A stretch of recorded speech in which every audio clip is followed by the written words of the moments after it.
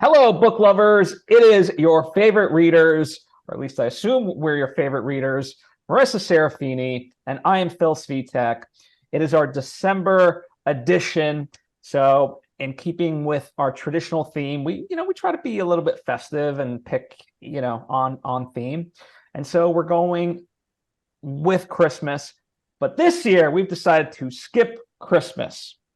In fact, we're just skipping Christmas. That is the title of the book. It is a John Grisham novel. And so we're going to talk about it. In the past, when we've amped this book up, we said it was a murder mystery. It is not a murder mystery. It's not. Okay. Darn it.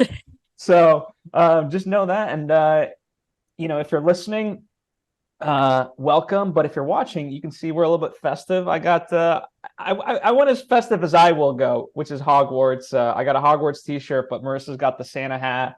I got my Santa hat. I could get my Ravenclaw scarf. I mean, it's only 2 feet away from me. It's all good. We're skipping Christmas. That's the whole name of the game. I'm putting more effort into this than they did. Absolutely. So yeah, I mean, this was a book for me that I when I was picking up other reads for our book discussions. I saw in the library. It was a John Grisham book. I never read John Grisham. Heard a lot of great things. It was very thin, and I knew December was my month. So I was like, this seems great. Thin. Yeah. So I was like, yeah, why not? Let's make December easy. There's too much going on. Let's just, and it seemed fun. The title's name is Skipping Christmas. So it'd be fun to just say, hey, we're skipping Christmas, right? So that's how the book was picked. Obviously, we're going to talk about it as if it's spoiler filled. So, if you've not read the book, pause, maybe go read the book. If you don't care, that's entirely up to you. There was a movie made about it called Christmas with the Cranks. You might have heard that one, starring Tim Allen and a few others. We'll talk about it, but none of us have really seen it. We chose to skip it, pun intended, because it apparently wasn't that very good. We'll talk about that. But before we do any of all that stuff, let me kick it over to you, Marissa, for your initial thoughts on this book. Overall, I was looking forward to reading this, mostly because I knew it was John Grisham, and you had never read him. I had a long time ago, high school, probably. One of his more famous stories, A Time to Kill. Read that book and watched the movie. It's also fantastic. Also A-list cast there. And I think it was probably me, so I'll take full responsibility for making us think it was probably a murder mystery, because that's all I really know John Grisham as so far. Because I haven't read any fun, crazy ones like this. That's not. This is more comedy rather than murder mystery. So I don't know. I just associated him with crime. Yeah, I mean, to be fair, he's he's done a lot, and a lot of his books have been turned into movies. The Client, The Firm, those are of that ilk. So it makes sense that you would think that this is very not on par with what he's written before. Right. So naturally, I was excited to read this because I was like, oh, I like those kind of movies. I like those kind of stories. And then I read this. I was like, oh, I do have some bones to pick, mostly because it hit way too close to home for me personally, growing up in a small town. But overall, it was fun. Was it necessary? Can you skip this book? Absolutely. But I mean, it's a nice departure from what we really know John Grisham for, right? Yeah, for me, I enjoyed kind of the satirical aspect of it. I mean, it's really told in two parts, right? There's the kind of the decision that they're going to skip Christmas, and we'll get into all of it in just a moment, but I'll keep it vague at least a little bit longer. There's the whole notion of they're going to skip Christmas, and then something happens, and then they have to kind of work backwards, right? And even though it's only 170 pages, really, I was really enjoying it for the first 40 to 50, and then it dragged a little bit for the next 30 to maybe 40, perhaps even 50, and I was like, we could have just cut that and gone from that to the end and kept it 100 pages, and that to me was the book. Mm-hmm. So for a short book, it's a little long. I feel you. I don't think it was more so the situation that upset me. I think it was more the people that I personally had a problem with. I kind of I don't want to say triggering, but like, yep, those are the kind of people I grew up with in a small town. And yeah, I mean, we'll get into it later, but it's a very simple story. It's a very simple premise. And but my thing that I was kind of upset was is that like they weren't fully committed. You know how like you can make big grand plans. You're like, this is the best idea we've had in years. Let's do it. You get all excited. You get that dopamine hit, and you're like, now you're actually planning it out with whoever you're gonna enjoy it with. And then something happens. You're like, was it just talk? Were we just like having delusions of grandeur? Maybe not. And then they just like totally backed out. And I think I was more upset with that. I was like, oh, you weren't fully committed. You weren't. Yeah. Well, that aspect of it, to me, it worked by the end. Like the bow was proverbial tied by the end, and I thought it was a sweet ending. But so backtracking a little bit, you have Luther and Nora, and even though the story's told in third person, it really is for the most part from Luther's perspective. We get a little bit of Nora, but it's mainly Luther, and that's a husband and wife. They just essentially raised a kid who goes off to do some Peace Corps type stuff. So she's gone. She flew the nest. So this is their first Christmas without their daughter. And, Luther, he's kind of cranky, right? And so he's an accountant. He goes home and he like calculates how much Christmas really costs. And it's about $7,000 every year. And he's like, screw this. We can actually save money and go on a Caribbean cruise and actually enjoy ourselves and not put in the time and effort to putting up the damn Christmas lights, to baking, cooking, blah, blah, blah, pretending to be festive when we don't want to be. So that's the whole premise. And, when you kind of say it like that, like, yeah, I mean, there's a lot that goes into Christmas. So in a sense, it's like, and I like the themes of, because it's like the commercialization aspect of it. And, I think what you're hinting at with the various people, this whole neighborhood wins like the decoration awards from this town. And so they have to all have a Frosty and it has to be the same height. And, they all put it up at the same time. So I like the communal aspect of it, but it becomes militant. Very militant. I didn't like the communal aspect of it because I didn't like it because of how real that is. Being from a small town and like those who made the most quote unquote effort and all your decorations, what have you, all the lights in your front yard, anything. If you made the effort, you get actually ranked, or like who had the best house this year, who won second, third, X, Y, and Z. And then I was like, can I rant for like 2 minutes? Go ahead, be Luther. Yes. No, this is exactly a small town mentality. Because the smaller town you are, that's like all they have to look forward to when it's Christmas. Like, and the judgmentalness of someone deciding not to put up Christmas trees and Christmas lights and all that, that's it gets questioned and then it gets judged. Like, yo, that's their prerogative. If they don't want to do that and put in the time and effort, that's like totally on them.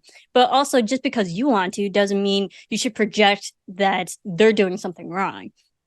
And that's what you get in small towns because they scrutinize everything. And that's why I love living in LA. I literally live in Hollywood proper. I have no Christmas decorations other than my hat. There is nothing in my apartment. And you know what? No one's judging me. No one's bothering me and pestering me and pressuring me to put up lights. And no one cares. No one cares. And that's the thing with small towns, because if you don't do it, people are going to notice and they're going to judge. And if you're in a bigger town, people are too busy about their own personal lives that they don't give two shits if you're doing nothing about Christmas. So that's what bothered me about the people, that they were like pressuring and judging these cranks. And then they had so the societal pressure of what they had to do. And then something else happened. They're like, okay, now we really have to do this. So you don't find that in big towns or in like big cities. You only find that in small towns. Well, it's by the way, so their last name is the Cranks. So hence, if we refer to them as Cranks, which is I think it's a deliberate choice because it's cranky and that Oh play on yeah, words. they're the curmudgeon family of this community. We get it. Yeah.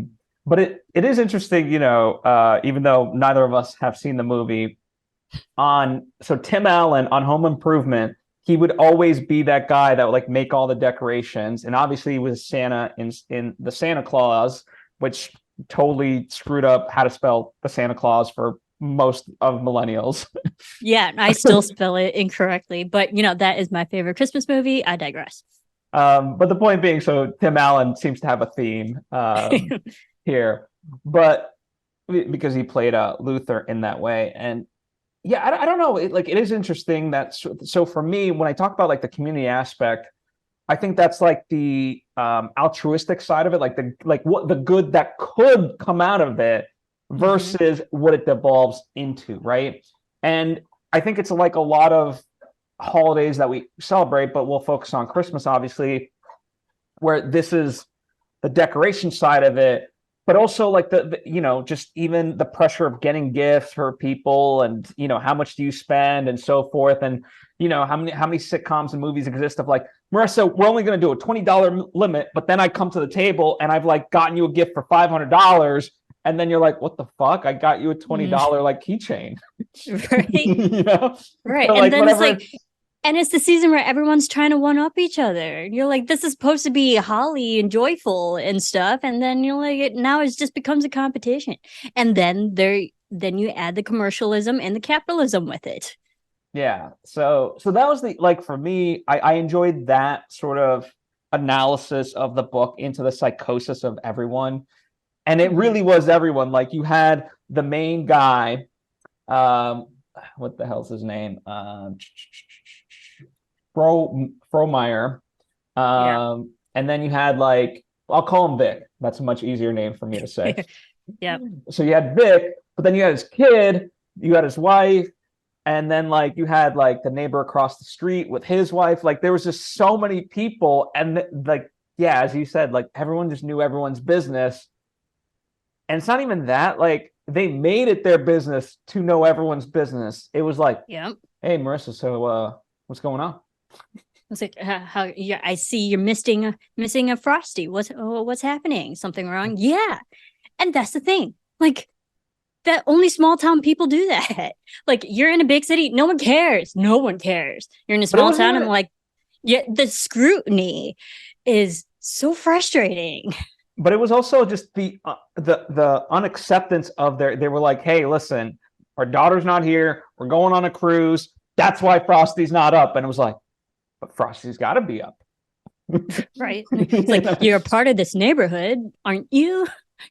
And then like they couldn't see or hear any more than they wanted to. They're like, I don't see Frosty. I don't hear you saying you want to put him up. There's a problem here. Let's fix it. And like that. And that's all they cared about.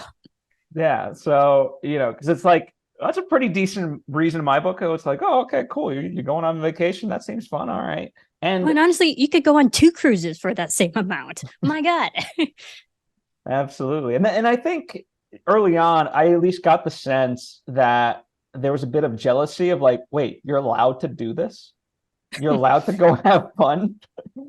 Right. You're allowed to have different plans than us. And I think the thing is like, it was definitely established that small rural town. Yes, I get it. I'm going to keep saying that because, again, this only happens in small towns, is that everyone, like all the families are quote unquote so similar. Like, you have a husband, you have a wife, you have the kids, and all the houses look the same. They're all in the same proximity, yada, yada, yada. So like everyone's pretty similar. And then when you have the one thing that stands out, the one family that's like going against the grain, everyone's got to focus on it. And so like, I think that's the reason why we had such picky, nosy, judgmental neighbors, is because we're like, oh, they're the regular people that like Christmas, and cranks are the ones who are actually trying to be practical this year. Yeah, and I mean, it is even I notice it even like, even though you say like, and I get the point about small town versus like cities, but I also know even in friend groups, like there's this weird it's almost like akin to if you tell somebody like, oh, I'm not drinking, all of a sudden it's like, hey, what's wrong? Right. Whereas, because like I think a lot of people, especially in this economy, one of my favorite phrases, they're going to be more conscious about like the gifts that they give. And, like nowadays it's like, listen, if I get just a handwritten card, great, I'm happy. You know what I mean? Like the person put in time and effort, even if it doesn't have a gift card in it, it's just like literally that thing. That's totally fine. But I think again, we've just bastardized this holiday, and I think that's what it's ultimately satirizing is just that idea of we've lost the plot, as the kids say. Yeah, You well, know, it's like we lost the meaning of Christmas. Now it's like something. This is what I've been saying for the past few years. Christmas doesn't feel like a holiday. Christmas is a deadline. It's business. It's work. It's not associated with joyfulness. It's associated with deadlines and pressure and societal pressures. We got to eat. We got to feed this. We have to get presents for all these people. There's just like, it's a to-do list. It's just become work and not about like what Christmas actually is.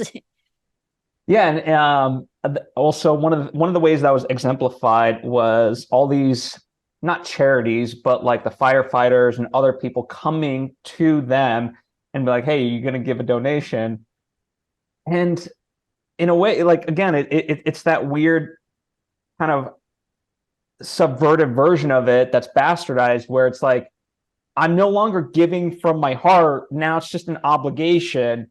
And if I don't give you the $100 that I gave you last year, now I'm the asshole, Right. Where it was like it was always a generous gift that I didn't have to give.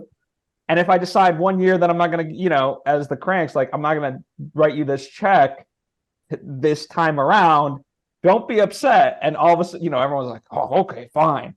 Right. Well, it's also it's like there was that moment where they were not, because it becomes more about the people and their mentality, not because when I remember when like some of the neighbors who now found out that the Cranks weren't celebrating were telling other neighbors, the very gossipy, this is small town, this is how news gets passed around. When those neighbors were talking to each other, they're like, oh, are they not Catholic? Are they not Christian? Are they Jewish? Are they whatever, like whatever denomination? And they're like, oh, there has to be a legit reason why they're not celebrating Christmas. Like it has to be a religious thing. You're like, no, they just don't want to. And that's okay. That's okay. They're like, these neighbors were trying to justify even for them a reason that was good enough for them to skip Christmas. Yeah, and that was the kind of insane.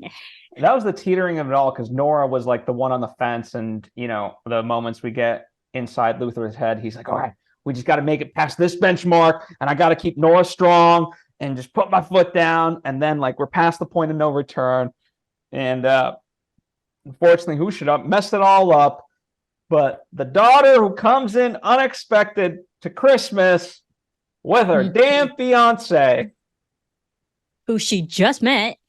I'm like, in oh Peru. no. Oh no. And like you've seen these stories. I'm you know me, I'm a humongous Nancy Myers fan. So I just like kept thinking Father of the Bride. It's just like, oh, the daughter's coming back and she's bringing this new boo home, and like, oh no, now we got to put on a show, and we don't know if we like him or we hate him yet, but we're doing it for our daughter. And like, this is what bothered me. It's like, if the daughter had not come home, they would have fully committed and finally went on the cruise. But because the daughter came back, then they're like, oh crap, again with the outside pressure, like, no, crap, now we do have to actually do something for Christmas, because she's gonna come back and wonder why we didn't do anything, and then we're gonna get judgment from our own daughter. So like, that's what bothered me. If the daughter didn't come back, they would have had their happy ending. I mean, I think I agree with you, but I also don't know, like, we get so little of the daughter, right? Especially at that point, like all we know is kind of second hand nature of it all, right? That she's a good kid and this and that, from the neighbors as well as the Cranks themselves. So I don't know. It's tough to pinpoint of like, would she have, if they just flat out said like, oh honey, we planned a Caribbean cruise, we didn't know that you're coming. Now this is weird. You know what I mean? And even I know, like, Nora like told the lie and stuff like that. And like, I just don't know, like, at any moment, I just felt like we could reverse this. We don't have to do this. You could just be like, hey, daughter, we lied to you. We were actually going on a cruise because you weren't here. Your mom lied. End of story. Or they could just be honest about that, but also like, hey, it's not refundable, so we're gonna go. How about let's just postpone our Christmas activities and get together to like the New Year's, like postpone it a week. There's so many people do that too. It's just like, just because it doesn't work on the exact day that they were actually going to leave or like be on their cruise and stuff, that doesn't mean it doesn't have to happen at all. I mean, that's what postpone is for. And I think that's the thing, is like they didn't fully commit. Like if they really wanted to go on the cruise, they would have found a way to do it. And if they really wanted to see their daughter, they would have just rescheduled it with her. Yeah, I mean, I think, that's it. Like for me, I like the beginning, and I like the reason why, as messy as it is in the middle, I like it is because the community does in the end come together to forgive and help the Kranks, and it's a kumbaya sort of moment. And the neighbors who are suffering with their health scares and stuff like that, they get to go on this cruise, so at least it doesn't go to waste, and it's a nice gesture, right? So for those reasons, I like where it ends up. I like where it starts, but it is a little bit contrived for me in that middle of how we get there. Yeah, and again, like as much as I've been shitting on small towns and people, you do also get that in small towns. Like people can rally. People can rally real fast. I mean, again, I grew up in a small town. I've seen and have witnessed, hey, you need a problem with that.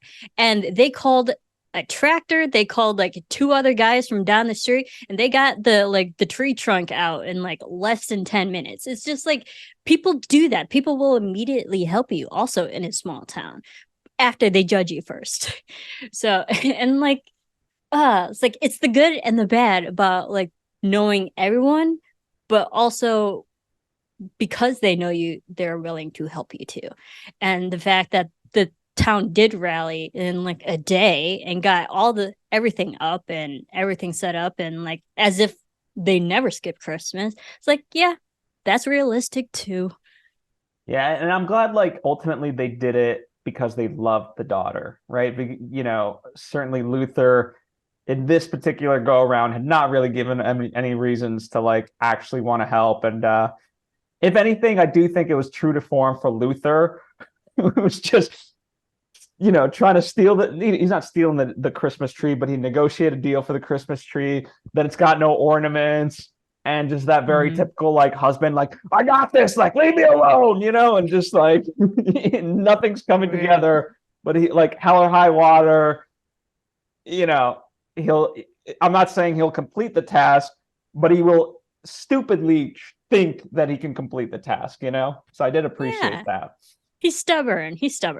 In over his head, but if it wasn't for his small town community, I don't think he would have succeeded either. So you got to give them that as well. And thank God he didn't die. Oh my God, I know. I was like, ooh, dude. I was worried for him for a second. It's like he almost died. Yeah. It's like, Christmas is important, but like it's not worth literally killing yourself over. Yeah, so it's weird. It's like, I don't know ultimately like what lessons we take away from this, because like, let's say cut to next year, it's like, well, hey, the fire department comes and like, hey, you got to give us $100. We saved your life. Or like, do you not want us to save your life next time? Remember that time? No, you should. I mean, that's also, in fairness, that's the firefighter's job too. So like, they're gonna see someone in peril, they're gonna help them either, even if like they've saved them before. I think it's more they just need to plan better. They need to coordinate and plan better with the families, with the neighbors. Be honest about it. Be straightforward. Like, hey, thank you so much for trying to include us in your plans. This year we're gonna do our own thing. Please respect that. And then also be honest with their daughter, like, yo, we're going to be gone these 2 weeks. If you're planning on coming home, let us know ahead of time. Let us know the proper weeks we can schedule time to see you. I mean, like, being the the daughter that's in a different town, or a different state from my parents, I have to coordinate with my parents when I go home. So like, I don't know. I think it's just like a lot of these problems could be avoided with proper communication, proper scheduling. It's like Well, I think what this, it worked, didn't have to happen. it didn't, but I think part of what really threw off the Cranks, at least, was the daughter bringing in a fiance. And I mean, here's where I will like side with them. This seemed way too soon. Like it's been weeks, not even months. Where I don't side with the Cranks is, who is this like bohemian native, like, you know, like, Yeah. they just like go straight towards like all the stereotypes of you know, just the worst aspects. Right. And I think maybe it's just them projecting. We can assume they're not the nicest, most thoughtful family out of that entire community. I mean, look at this. They're like, if they were, we wouldn't have this story. So I think it's more like they're also capable of snap judgments as well, which is very frustrating. So they were projecting their insecurities and judgment on them, and especially on this new guy. They're like, oh crap, and like, our daughter's bringing home this fiance. Now he's gonna think we're weird, and like we can't have that. And I totally understand, like when you're trying to please strangers, or like you're worried about what strangers think of you, but especially when you just met them. Yeah, that's a crippling feeling too.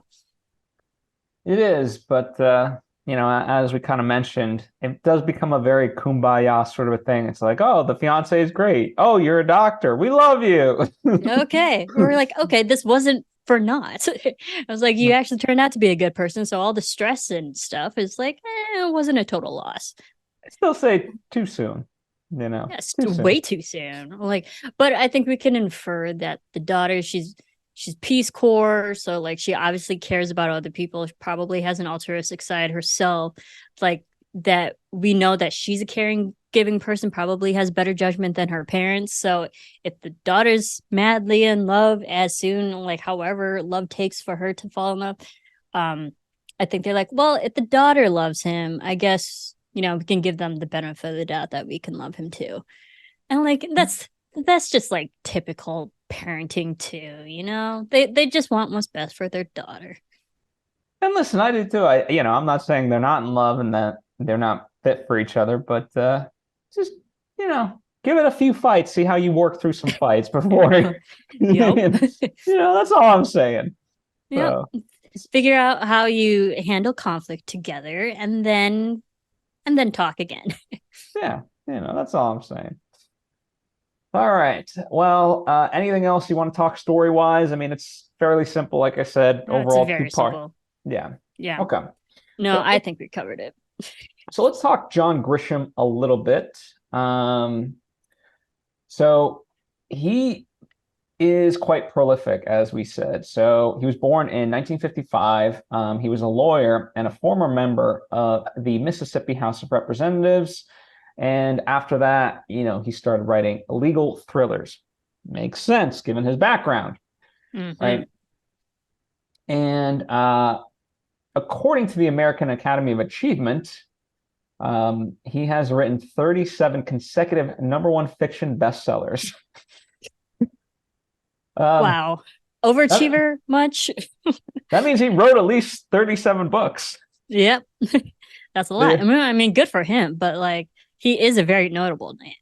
Yeah, absolutely. And so he sold over 300 million copies. And yeah, I mean, he's one of those authors, like you hear the name, like to me, it's synonymous with like a Stephen King, a Tom Clancy, obviously, in today's day and age, J.K. Rowling, politics of all that aside, all that stuff, right? Like it's just wild. And so, yeah, so, you mentioned A Time to Kill. We've got The Firm, The Chamber, The Client, A Painted House, The Pelican Reef, The Rainmaker, The Runaway Jury, like, so there's a lot of court aspects. Absolutely. So skipping Christmas is very much not his typical sort of a book. So Yeah, and a lot of those movies, or sorry, a lot of those books have been made into movies and are great movies in their own right. Yes. All right. Well, as far as the reception of this, Publishers Weekly said, for all of its clever curmudgeonry, edge, and minor charms, no way does this Christmas yarn from Grisham rank with A Christmas Carol, as the publisher themselves claim. And I think, that's what he was trying to go for with his own sort of version of it. The premise is terrific, as they say, as you'd expect from Grisham, but as clever as this setup is, its elaboration is ho-hum. There's good reason why nearly all classic Christmas tales rely on an element of fantasy. For literary, at least, Christmas is a time of miracles. Grisham sticks to the mundane, however, and his story lacks that magic.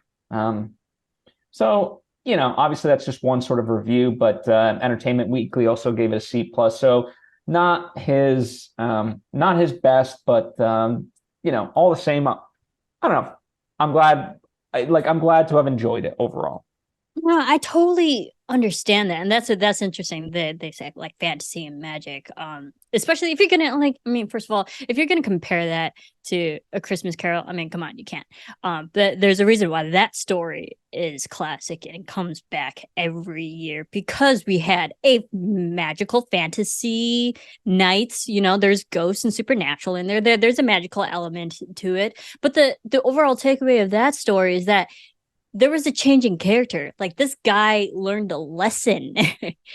Scrooge learned a lesson, and like, he was made self-aware of his flaws, and he actively worked and changed his ways. And then he made amends with the people that he did wrong. Christmas with the Cranks. This is just a superficial story. It really is. It's all about Christmas. Had their daughter not come home, they would have done their own plans. They would have thought about themselves. They wouldn't change their ways. They just changed their plans that year. They didn't change their personalities, their behaviors, their thoughts of other people. Like, it's superficial.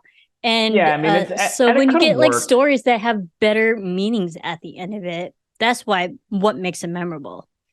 Well, so there's a book by J.K. Rowling called The Casual Vacancy, and it's overall about like small town life and how heinous people can be, and it's very satirical. And like I love that book overall, and I thought this could have been in that way, but I think it tries to, by the end, be A Christmas Carol. But as you're pointing out, like with Ebenezer. I was going to call him Scrooge McDuck, because Scrooge McDuck does play in a version of A Christmas Carol. Yeah. Anyway, so many versions. So Ebenezer himself, he's a curmudgeon, right? But everyone else is good. Whereas here, as you're saying, the superficial aspect of it, the lines are very much blurred of who's actually, like, they're all justifiably terrible people in many ways. Yes, there's redeeming qualities. So it's like, pick your poison. But there's not a clear-cut winner, whereas A Christmas Carol, you get that right away, And so that's what I think is a huge, huge difference, So, I don't know. Yeah. Anywho. Agreed. So with that, we have officially finished skipping Christmas. Yeah. Moving on to the new year. What do we got for the new year? For January 2024, we're almost there. We're gonna read Friedrich Bachmann, Anxious People. It takes place in a crazy apartment complex where there's a open house and something happens. There's a robber, and then they're trying to run away from everyone. And you get a bunch of strangers together, all rallying. Who's who believes who's telling who remembers what. So it's just like, it's a fun zany story about a bunch of different personalities, overthinkers, all stuck in the same room trying to recall the same event, and you get different personalities and perspectives. So that'll be our fun one to start the year. Right. And then keeping the easy breezy, just kidding. We get This Earth of Mankind, which is by, well, I'm just going to say it's the I'm gonna learn to pronounce the author's name by the end of this, but this is actually a banned book in many parts of the world. It was written from prison. So you know, and Marissa's big sort of knock on me is you always pick books about colonization. Colonization. And it's true, but it's also because I want to read books from other cultures. And unfortunately, most of them have been colonized. So, you know, I get it. Yeah. But so this will be for February. Do we have a March pick? Not yet. All I'm right. getting there. I'm getting there. Well, for April, it's technically a graphic novel, but it has pictures, but it also has like it's like an illustrated book, if that makes sense. Okay. Like it's got paragraphs and then it's got some pictures and then paragraphs and pictures. So an adult comic book. Yes. Graphic book. Got it. So it's called The Absolutely True Diary of a Part-Time Indian by Sherman Alexie. And I thought, you know, I know we're you know, Native Heritage Month, you know, we'll be long gone by then, but all the same, you know, I want to continue just reading more stuff. So, but also before we fully wrap up this episode, what have you been reading just off on your own? Yeah, actually, I'm kind of in the middle of two books because we just finished a John Grisham book, and I quite honestly not my favorite story. But knowing how great of a writer he is, I actually got John Grisham's The Reckoning. And this is actually I don't know 70 pages in, but the murder, someone just like straight up shoots people in town, and he doesn't have a great alibi or an excuse, and I'm at the point where they're just trying to get him to admit that he did it and why, and he's just not talking. So yeah, I figured this story would be a little bit more intriguing for me. And then also because we're going to be reading Anxious People by Friedrich Bachmann, I'm also in the middle of A Man Called O, this is mostly what people know him for. There was a more recent English version movie adaptation called A Man Called Otto, starring Tom Hanks, but it's originally a Swedish book. And it's called A Man Called Oz. And my mom told me to read it years ago, before the movie even came out. And then somehow, you know, like it was in the zeitgeist, it circled back. I was like, all right, let me finally read this. So yeah. Cool. Well, I mentioned that I started reading The School for Good and Evil, book number 1, but I have now officially finished it. And, you know, it's like Harry Potter light, you know, it's same sort of premise, magic, fantasy in a school, obviously different strokes, and it's clever enough, but I you know, I had my issues with it, things of that nature. There's other books in this series. I'm not going to, I was just curious because I wanted to read this one. I don't think I'll continue. Not because I don't think they're worthwhile, but it just didn't draw me enough to be like, oh, you know what? Like, I got to go and read the rest of them. Yeah. I have also read Why We Love the Matrix by Kim Taylor Foster, because, of course, I need to know why other people love the Matrix, because I love the Matrix. I know why you love it. You know, and it was good enough. I mean, it's a short read. You know, I gained maybe like a few different things here and there, but overall it was just fun to like revisit the memory of those moments. And even though it tries to focus on it as a trilogy, it just focuses on the first one. Like, let's be honest. Yeah. So that was fun. Currently, I am reading A Scanner Darkly, which is one of my favorite movies. And I've been trying to get more into sci-fi and Philip K. Dick in general. So reading that one. And it's fairly like the book and the movie are fairly similar, at least so far. I'm less than halfway, give or take, with the book. Yeah. And then we did a book haul, you and I. We did. So we got so many books. So I got the Tattooist of Auschwitz with The Sacred Journey of the Peaceful Warrior. I got an Agatha Christie book called The Seven Dials Mystery. Mm-hmm. I got one called Evening. by Right. Great story. Susan Minot. No Country for Old Men by Cormac McCarthy, because I haven't read him yet and figured that would be a good one. And then a great book about Billy Wilder, There you because go. Billy Wilder's awesome. Yeah, As a he is. filmmaker, screenwriter, director, all the good stuff. So I don't think that's all the books I got when I was with you, but that's some of the books I got when I was with you. That's so funny because I was just going through all my books earlier today that we got from that haul. And I got a lot of movie adaptation books too, and some sci-fi according to your recommendations too.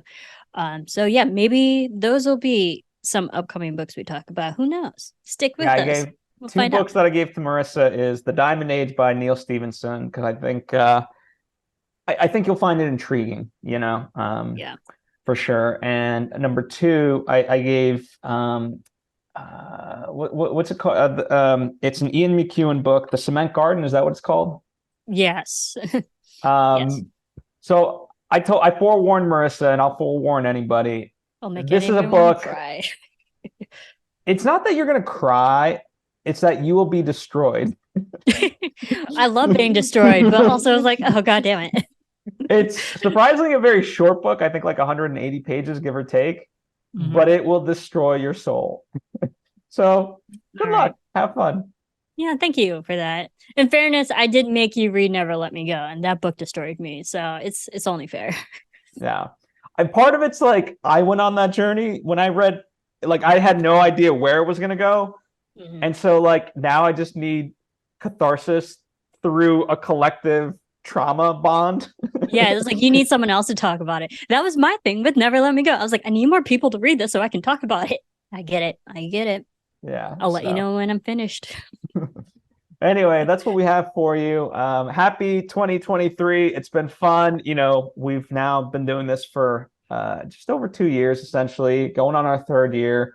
This is, we're having fun. So continue joining alongside with us. And hey, the number one podcast of all the podcasts that I put out is 100 Years of Solitude. Hey. So, the fact that we only do this once a month and I put out like 200 new episodes a year, kudos for you guys for liking the stuff we do. So yeah, and thank you for everyone who listens and stuff and follows with us. We just love reading, and we obviously love talking to each other and that, and why not just continue it. I think doing this is like one of the, I mean, we do many things together, but it's definitely like a highlight of what keeps our friendship going. Absolutely. All right, at Serafini TV, if you want to wish her a Merry Christmas, or you can skip it. Merry Christmas, Happy Holidays to anyone who celebrates or don't. Yeah, your choice, dealer's choice. I'm at Svitek, and we'll see you in 2024.